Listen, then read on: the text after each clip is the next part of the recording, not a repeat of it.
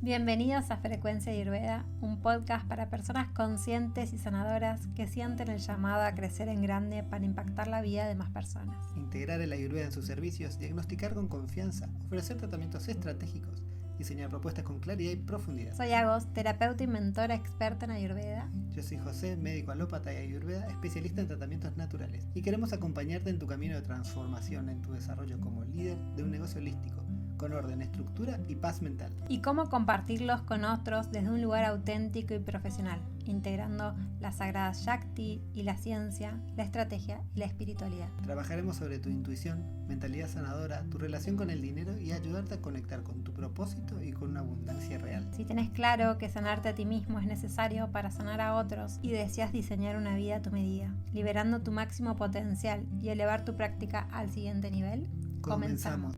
Hola a todos, ¿cómo están?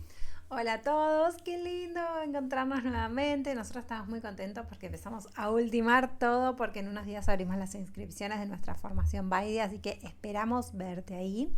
Y hoy queremos hablar de algo que nos preguntan muchísimo, que es cómo incluyo la alimentación en mis tratamientos ayurvédicos sin que quede en una lista que nadie pueda aplicar. La semana pasada hablamos de hábitos, de cómo diseñar experiencias sostenibles y hoy vamos a ir a un punto clave. Porque si la indicación alimentaria es correcta, muchas veces no se sostiene. Para responder eso necesitamos volver a la base. El Ayurveda no es solo una dieta, es un sistema médico completo. Y dentro de ese sistema hay 4 pilares que siempre deben estar presentes, independientemente más allá de la estrategia que uses. Primero, el cuidado de la mente y las emociones. Si la persona no cambia su relación con la comida, con su cuerpo, con el síntoma que está teniendo, ninguna lista va a funcionar. Segundo, los hábitos y el ritmo. En Ayurveda hay descrito lo que se llama dinacharya, ritucharya, la descripción de la rutina en sí del día a día y del cambio estacional. Si el ritmo biológico está desordenado, la alimentación sola no puede compensarlo. Tercero, la alimentación. Sí, es súper importante la alimentación, pero fíjense que es el tercer pilar, no el primero ni el segundo. Y no es lo único. Y último, cuarto pilar, la terapéutica específica. Ahí ya entra un profesional, un médico, un nutricionista, psicólogo, etcétera, que se dedica a dar una terapia con plantas, rejuvenecimiento, procedimientos más complejos. Entonces, antes de hablar de qué comer, necesitamos entender algo más profundo. La alimentación funciona cuando está integrada en un método. Hoy vamos a hablar de alimentación en sí, pero no desde la mirada moderna esta que vemos de calorías, nutrientes, macronutrientes o tendencias. Vamos a ir a la raíz. En Ayurveda no comemos solo comida, comemos cualidades, comemos información que va a ser procesada por nuestro sistema digestivo y por nuestra mente. Todo lo que ingresa por los 5 sentidos, lo que vemos, escuchamos, olemos, tocamos, saboreamos, es metabolizado por Agni, nuestra capacidad digestiva y transformadora. Agni no solo digiere el arroz, la legumbre, digiere experiencias, emociones y también tus ideas.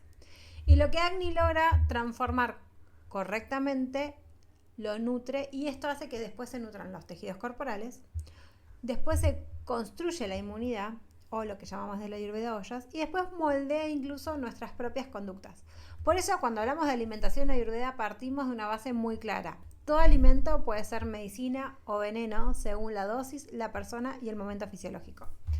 No existen alimentos buenos o malos en término absoluto. Existen alimentos adecuados o inadecuados para esa constitución de esta persona y su estado de desequilibrio actual. Un ejemplo muy simple, el agua.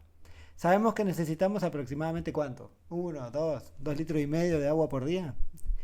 Un poquito más si hace calor, un poquito menos si hace frío, un poquito más si hacemos ejercicio, ¿no? Pero en exceso puede terminar de alterar sales en nuestro cuerpo, electrolitos, producir una condición muy importante que es la hiponatremia, que requiere internación, tratamiento muy complejo. Pero también lo mismo ocurre con sustancias que en Occidente se consideran tóxicas. ¿Quién escuchó hablar del mercurio? El mercurio, por ejemplo, ha sido usado en la tradición ayurvédica en formas procesadas y en dosis específicas muy pequeñas con fines terapéuticos. Incluso tiene efectos antioxidantes en algunas terapias. La clave siempre es la dosis, el contexto y la indicación.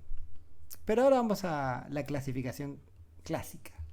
En Ayurveda los alimentos se organizan según 6 sabores o razas. Cada sabor tiene una cualidad energética, una acción metabólica y un impacto específico sobre las doyas. Pero más que memorizarlas, lo importante es entender qué función cumple. Por eso las podemos agrupar de esta manera que les voy a contar ahora. Hay sabores que construyen y nutren. Principalmente son el sabor dulce, pero dulce natural, no el de azúcar, ¿no? En cierta medida, el salado. El sabor dulce se presenta en alimentos como cereales, arroz, trigo, leche, frutas maduras. Y estos construyen tejido, calman el sistema nervioso y favorecen la formación de ollas o inmunidad. Es fundamental en estado de desgaste, deshidratación o de bajo peso consumirlos. Pero si estamos en exceso, puede generar acumulación, letargo, resistencias metabólicas y formación de toxinas o AMA. Y fíjense que esto que dice que el dulce ayuda a nutrir y fortalecer, y cuando lo tomamos en exceso provoca un montón de daño, ¿no? Es lo que pasa mucho en la alimentación occidental hoy día. Luego tenemos sabores que activan y transforman nuestro cuerpo, como son el sabor ácido o agrio, es lo mismo, ácido, agrio, picante y salado. Estos sabores estimulan nuestra digestión, estimulan nuestro fuego digestivo, mejoran la circulación y movilizan cualquier cosa que esté estancada. Son muy útiles cuando hay una digestión lenta, cuando hace mucho frío afuera, cuando tenemos frío interno, cuando tenemos congestión respiratoria, digestiva, circulatoria. Pero en exceso, ¿saben? Estos sabores pueden llegar a provocar inflamación, acidez, irritabilidad, incluso, bueno, todo esto relacionado con el agravamiento de pita. Y finalmente están los sabores que reducen o depuran, que son el amargo, el astringente y también un poquito de picante. Estos secan, limpian, ayudan a eliminar toxinas y reducen la acumulación. Son terapéuticos y se utilizan en procesos inflamatorios, congestivos o metabólicos. También se utilizan mucho cuando estamos haciendo depuraciones o detox, o los utilizamos en infusiones para mejorar el hígado, por ejemplo. Sin embargo, si predominan demasiado, puede aumentar la sequedad, la ansiedad, la constipación y sobre todo desbalancear a la doya vata. Entonces, todo en su justa medida, ¿no? La pregunta no es, ¿estoy comiendo saludable? La pregunta es, ¿qué está predominando hoy en mi cuerpo? ¿Necesito construir, activar, reducir? ¿Qué necesito? Una persona puede tener una constitución CAFA, es decir, mucha tierra, agua, ¿no? Alguien que tiende a acumular fácilmente. Pero en este momento, al momento de la evaluación, puede estar cursando un desequilibrio de vata importante y así tener sequedad, pérdida o falta de nutrientes, experimentar ansiedad, nerviosismo. En ese caso, no vamos a buscar reducir más, por más CAFA que sea. Vamos a construir estratégicamente, incluso usando sabores que aumentan CAFA, como el sabor dulce y el salado, pero de forma terapéutica. Y ahí es donde la alimentación se convierte en una medicina. Más adelante podríamos profundizar en conceptos como viria, la potencia o vipaka, su efecto postdigestivo. Esto es un poco más avanzado. Pero, ¿qué determina cómo realmente impacta en los tejidos corporales? Es el sabor inicial. Pero por ahora quiero que se queden con esto. Cada plato tiene una intención. Esto que hablábamos recién que nos decía José. Cada sabor tiene una dirección metabólica. Y cuando entendés eso, dejás de comer por hábito y empezás a comer con un criterio terapéutico y dar recomendaciones que realmente puedan afectar el metabolismo. Entonces acá hay un tema importante de qué rol juegan las hormonas en nuestra digestión, en nuestro ritmo diario, en nuestro ritmo circadiano. Hablamos de qué comemos, pero hay otra variable igual de importante que es cuándo comemos. En Ayurveda esto está contenido dentro de lo que se llama dinacharya, un poquito se los nombré antes, la rutina diaria. Esta rutina diaria descrita en los textos clásicos está alineada con los ritmos de la naturaleza. Hoy la ciencia moderna lo estudia bajo el nombre de ritmos circadianos, crononutrición.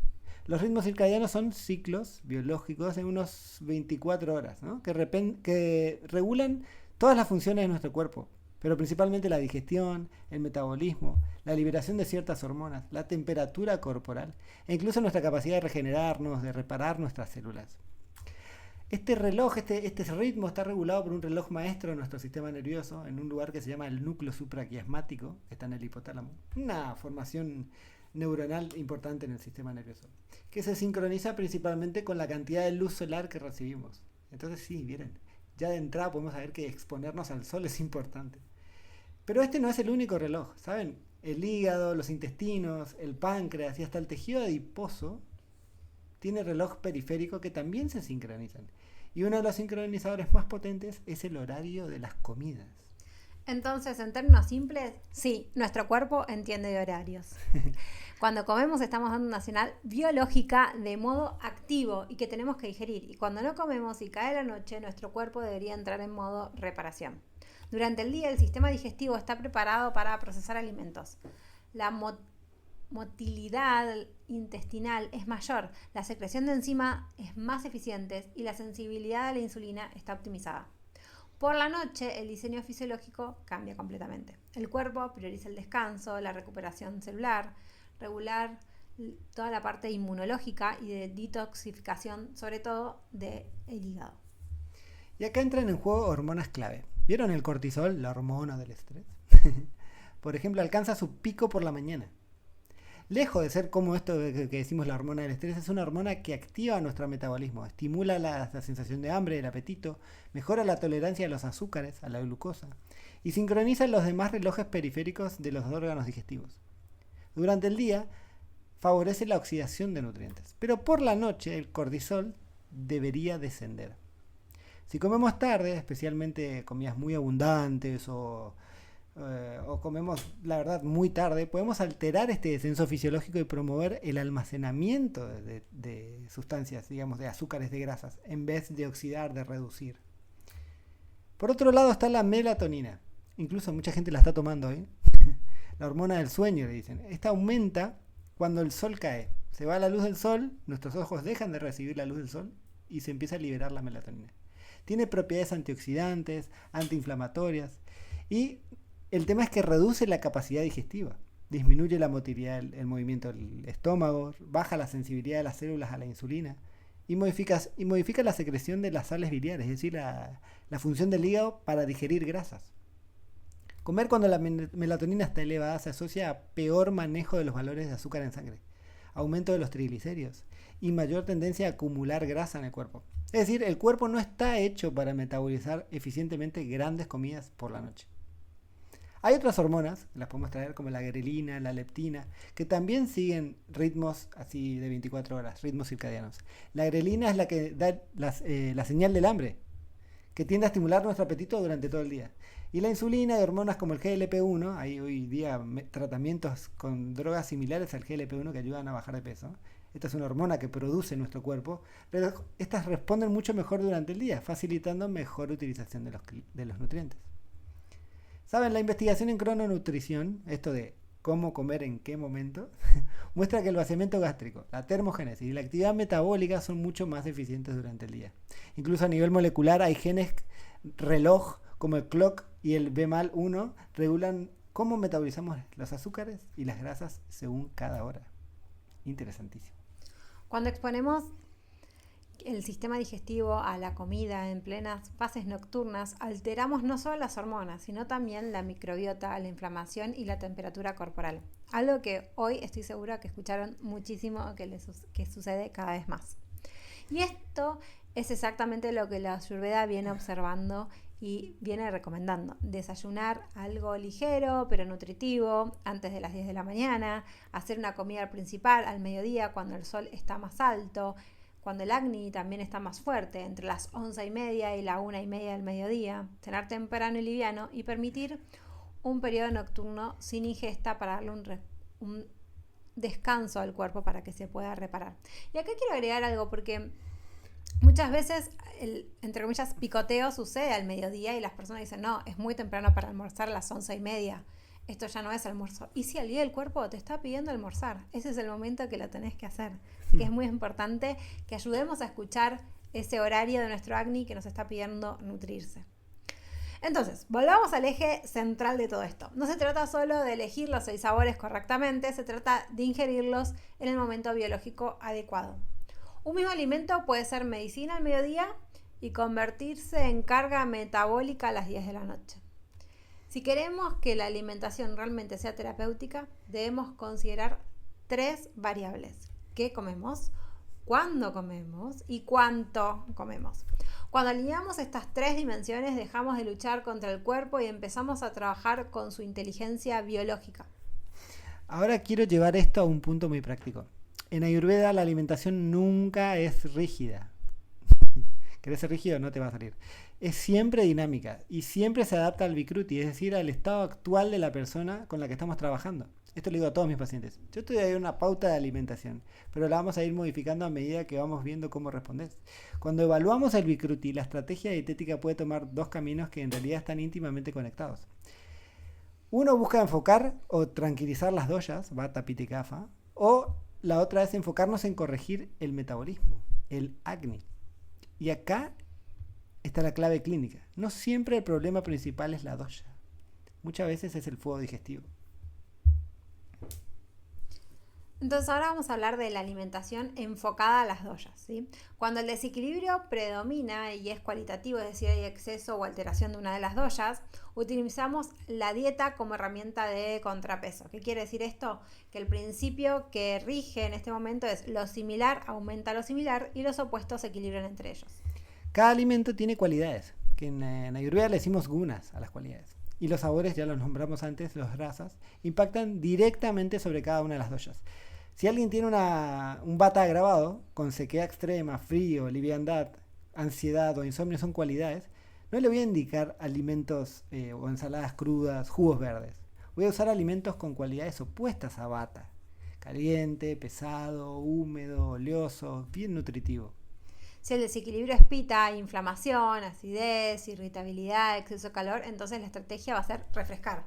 Y acá vamos a buscar alimentos que tengan una potencia fría, sabores dulces o amargos, infusiones como menta o hinojo. Y si hay exceso de kapha, la pesadez, la congestión, retención, trabajamos con alimentos ligeros, secos, estimulantes y priorizamos sabores como picante, amargo y astringente. Los 6 sabores son herramientas predecibles. Dulce, agrio y salado tienden a pacificar vata, pero aumentan kapha. Picante, amargo y astringente reducen kapha, pero pueden agravar vata si no se usan con criterio. Pero aquí viene algo importante. Podemos elegir perfectamente los sabores correctos para la dosha y aún así generar toxicidad si el Agni no está funcionando bien. Entonces vamos a la alimentación enfocada al metabolismo. El Agni es la puerta de entrada de los tejidos. Si el fuego digestivo está alterado, incluso la mejor dieta para la constitución va a generar toxinas, o sea, vamos a estar generando residuos o ama. Por eso, antes de preguntar qué dosha está agravada, muchas veces debemos preguntarnos cómo está el fuego digestivo. En el Ayurveda se describen 4 estados principales de este fuego digestivo o Agni. Uno de ellos es Manda Agni, la capacidad digestivo-metabólica lenta, que se asocia muchas veces al aumento de kapha. No necesariamente kapha está aumentado, sépanlo. Aquí el metabolismo es tan bajo que la persona siente pesadez constante, digestiones largas, formación de mucosidad de toxinas. Más allá de si come algo muy livianito, incluso a algunas personas les pasa tomando agua. No necesitan más nutrición pesada, necesitan encender el fuego.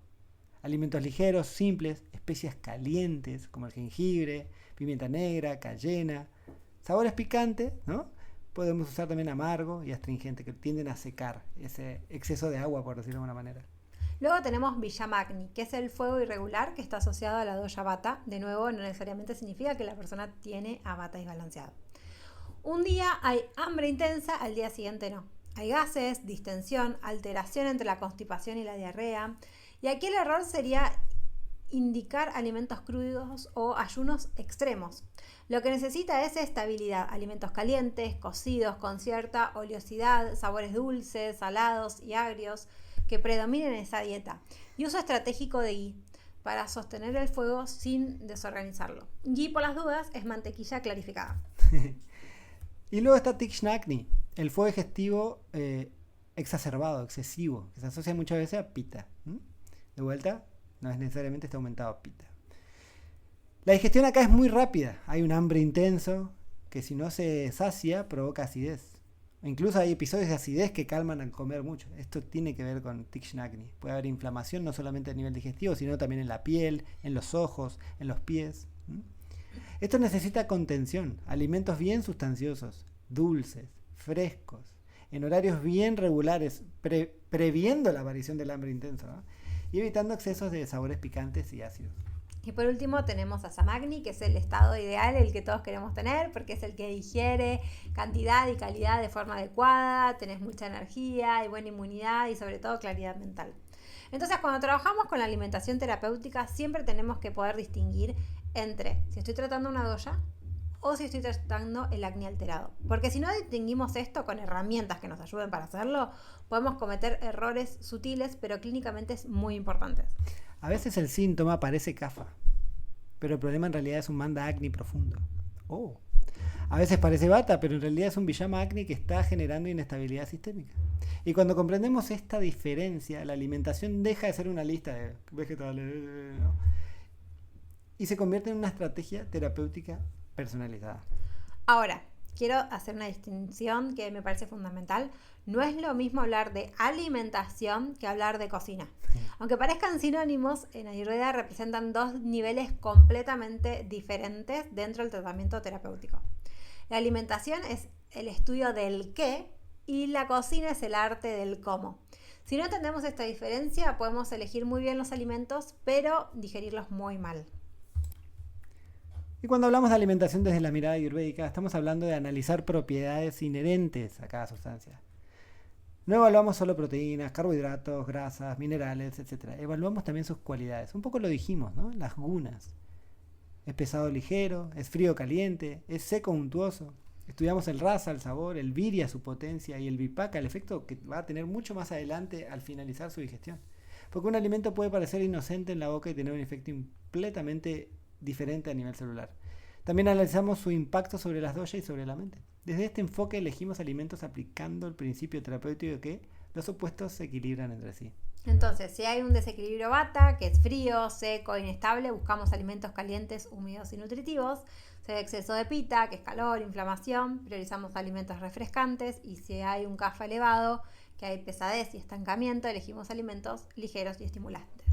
Incluso clasificamos los alimentos según el impacto a nivel mental. Los alimentos tamásicos producen letargo y pesadez. Los rayásicos provocan estímulo en nuestro sistema nervioso principalmente y generan agitación. Y los alimentos sádvicos generan claridad, estabilidad, calma.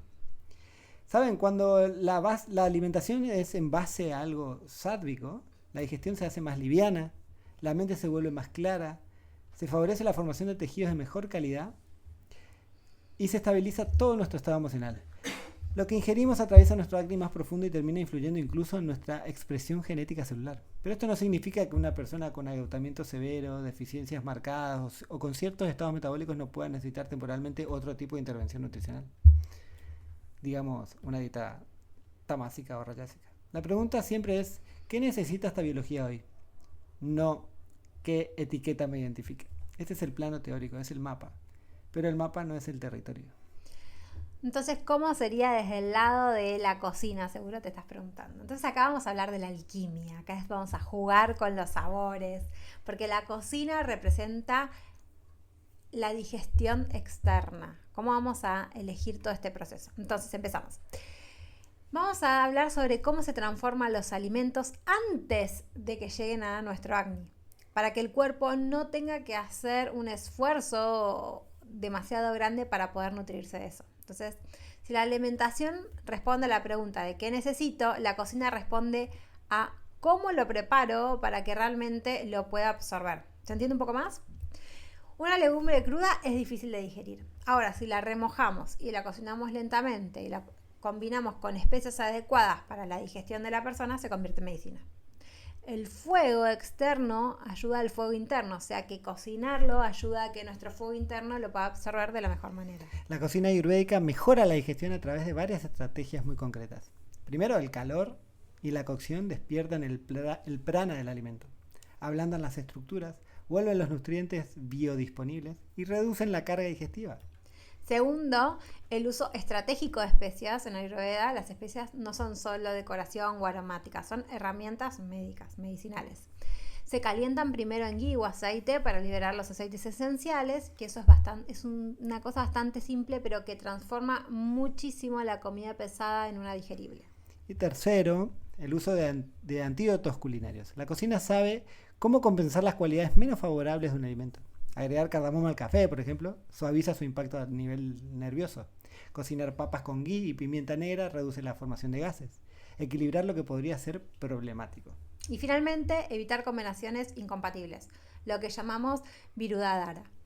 Cuando mezclamos alimentos con efectos postdigestivos opuestos, sobrecargamos el acné y generamos ama. Por ejemplo, mezclamos plátanos o banana con leche, puede parecer inocente y algo ¿cómo decirlo? Una merienda bastante usual, pero su efecto metabólico es más pesado, ¿sí? Y cuéntenme, una vez que tomaron esto, ¿cómo se siente su panza, su digestión?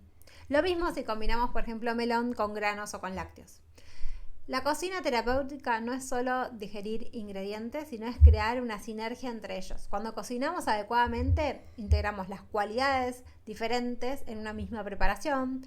Por eso utilizamos especias correctas y una técnica para unirlos y mezclarlos para que realmente potencie y mejore la asimilación. Entonces, si lo resumimos, la alimentación te dice qué elegir según tu Bikruti. La cocina garantiza que eso se transforme en tejido y no en toxina. Puedes tener la dieta perfecta, teóricamente, y sabotearla en el sartén. Y cuando entendemos esto, dejamos de buscar la dieta ideal y empezamos a practicar cocina terapéutica consciente. Y ahora con esto quiero introducir a un mito que siento que se dice muchísimo, es que si quieres hacer ayurveda en serio, de verdad, tenés que ser sí o sí lacto vegetariano y que tenés que sacarle a todos tus pacientes la carne y el huevo. Y acá tenemos que ser honestos. El ayurveda no es una ideología alimentaria, es un sistema médico. Y como sistema médico, su principio central es muy claro: darle a cada persona lo que necesita para restablecer su salud, según su Bikruti. No según la moda, no según una identidad, no según una etiqueta, según su desequilibrio actual. Entonces, ¿de dónde sale este mito? Y de una gran verdad mal interpretada. La Ayurveda enseña que la mayoría de nuestros alimentos deberían ser sádvicos. Y en general los alimentos sádvicos son principalmente frutas, verduras, legumbres, semillas. Y eso no es lo mismo que decir que todos deben ser estrictamente vegetarianos. Entonces, ¿es obligatorio ser vegetariano? No, para nada, para nada. Es recomendable que la base de la alimentación sea mayormente sádvica. Y si buscamos claridad mental y estabilidad emocional, profundizar en nuestra práctica, es muy importante que lo tengas. Pero Ayurveda no es que te obliga a esto, sino hay que individualizarlo. Podemos tener una tendencia hacia una alimentación más luminosa, más refrescante, más consciente, sin convertirlo en un dogma. Incluso dentro de una dieta vegetariana puede haber exceso de rayas. Demasiado picante, demasiado café, demasiado mate o exceso de tamas. Mucho ultraprocesado, mucha comida guardada, azúcar refinada en exceso. Y una persona no se vuelve más consciente por eliminar un alimento si su acné está colapsado o su mente está rígida. Lo verdaderamente ayurvédico no es ser vegetariano. Es evaluar tu Bikruti, cuidar tu acné, priorizar alimentos que generen claridad y actuar con conciencia en cada elección. Si una persona puede sostener una alimentación predominantemente sátvica, fresca, de temporada, con granos, legumbres como porotos mum, vegetales cocidos, fruta fresca, lácteos de calidad, semillas, especias suaves y endulzantes naturales, es maravilloso. Pero siempre desde la inteligencia clínica, no desde la culpa. Porque la Ayurveda no busca pureza moral, busca equilibrio, busca que se sientan bien. Y queremos cerrar con algo que para nosotros es central: la importancia de tener un método que integre todo esto. Porque si no, lo que hacemos es solo dar listas. Listas de sabores, de alimentos permitidos y prohibidos, de horarios ideales, de combinaciones correctas. ¿Las listas están mal? No. El problema no es la lista. El problema es que la lista, solita, no transforma a nadie. Una persona puede irse con una guía técnica impecable y no aplicar nada. O aplicarla unos días y abandonarla. O aplicarla con mucha rigidez y autoexigencia y generar mucho más estrés que salud. Entonces, la información no cambia la vida de las personas, la integración sí. Vos podés usar todo esto, raza, acné, ritmo circadiano, cocina, alimentación sádvica, como un contenido técnico para que alguien diga qué interesante. O puedes usarlo como un mapa de autoconocimiento para que las personas empiecen a preguntarse ¿cómo me relaciono con la comida? ¿Cómo desde la ansiedad, desde la culpa, desde la exigencia o cómo desde la conciencia y la creatividad? Porque la alimentación no es solo biología, es un vínculo con el cuerpo, con los tiempos, con la naturaleza, con la energía, con la gente con la que comes.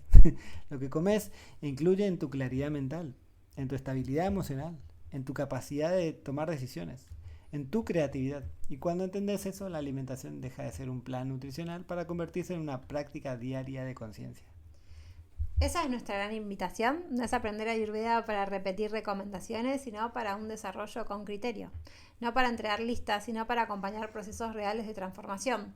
Porque cuando integrás qué comer, cómo cocinarlo, cuándo hacerlo, cómo está el acné de tus pacientes y qué necesita el Bikruti, dejás de depender de reglas externas y empezás a habitar la propia inteligencia biológica. Esto hablábamos hace poco en el último encuentro de Vaidya sobre las elecciones que tomamos, desde el error del intelecto por el desbalance o porque estamos conectados y equilibrados. Y esto es el Ayurveda. Esa es la forma en que enseñamos nuestros programas. No imponemos nada, no somos dogmáticos, sino desde un método que ordena, integra y te empodera. Porque el verdadero cambio no se da solo en el plato, sucede en la relación que tenés con la comida en sí. Así que esperamos que este episodio te sirva para traer más claridad en cómo incluir la alimentación o la cocina, dependiendo de lo que estés trabajando. Y te esperamos la próxima semana. En estos días les va a llegar la información para los que quieran unirse a Vaidya, así que estén atentos. Nos vemos ahí.